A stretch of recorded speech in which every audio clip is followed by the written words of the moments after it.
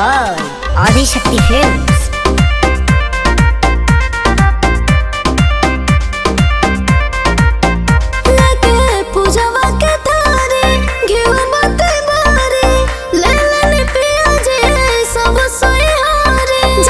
बचपन से छा रहा है जाके हम पैदल लाइनी गंगा जी के जल साथे पहुआ बखार चला सोनारा रूपवा निहारे चला माई के आरती उतार चला